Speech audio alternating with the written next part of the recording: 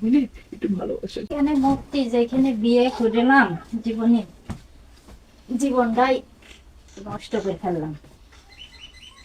1 লাখ থেকে থেকে বাড়ি বসতে, আচ্ছা একজনা বাইরে গিয়ে ভালোই আছে।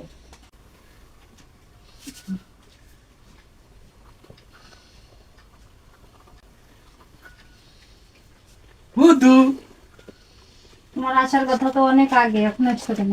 বসো বসো বসো, আরে বসো বসো, বসি। সরে এসো সরে এসো।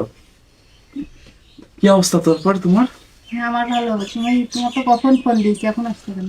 আরে তুমি তো অনেকক্ষণ আগে ফোন দিয়েছো, আমার কাজ কাম ছিল, বুঝেছো? এই যে তুমি যে জামাটা কিনে দিলে না, সে জামাটা দেখেছো, ভালো লাগছে না? ভালোই লাগছে। আরে তোমার পছন্দ আছে, অনেক পছন্দ। তোমার বাড়ি কেউ নেই দেখলাম। না, বাড়িতে কেউ নেই। সবাই কনে গিয়েছে? এই গিয়েছে, একটু আত্মীয় বাড়ি গিয়েছে। আত্মীয় বাড়ি গিয়েছে? বাড়ি তো তাহলে পুরোটাই ফাঁকা নাকি? আচ্ছা, একটু ভালোবাসা করে নিয়ে আগে নাকি? ভালোবাসা তো কবে থেকেই করছি।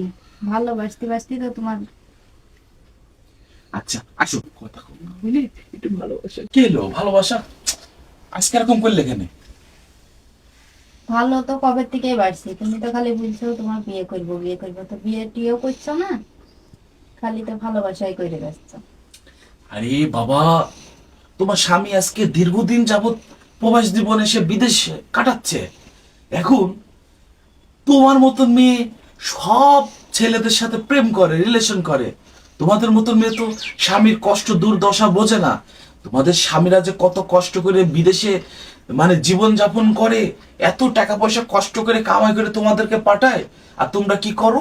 এই আমাদের মতন ফোরটান্টি বগাটের ছেলে পিলে, মানে যারা তোমাকে হচ্ছে এমনি শারীরিক উপরে সুখ শান্তি দেবে, তাদের পেছনে তুমি টাকা পয়সা খরচ করো। আর আমিও তো তাদের মধ্যে একজন।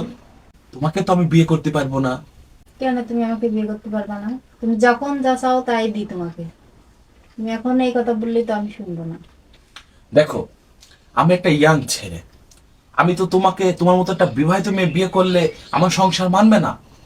তো এতদিন আমি যা করছি তোমার জন্য সবই কি ভুল? কি ভুল? তোমাকে এত কিছু দিচ্ছি, এই যে তুমি আমার নিয়ে ভোগ করছো আমাকে, তো এগুলা কি আমি সবই ভুল করেছি তোমাকে ভালোবেসে? শোনো, আজকে আমি না থাকলে তুমি আরেকটা ছেলের সাথে এরকমই ভাবে প্রেম করতে, তাকে তুমি তোমার স্বামীর কষ্টের টাকা দিয়ে মানে বিলাসিতা জীবন যাপন করাইতে, আবার তোমার শরীরটাও তো তুমি তাকে দিতে। তাদের মধ্যে তো আমিও একজন। তোমার মতন খারাপ মেয়েকে আমি বিয়ে করতে পারবো না। তুমি তো আসলে একটা খারাপ। শোনো, তোমার স্বামীরা যে বিদেশে এত কষ্ট করে টাকা ইনকাম করে, এই আমাদের মতন বখাটের ছেলের সব টাকা পয়সা দিয়ে দাও, আবার শরীরও দাও। তাহলে তুমি কত জঘন্য, কত খারাপ। তোমার মতন মেয়ে আমি বিয়ে করি?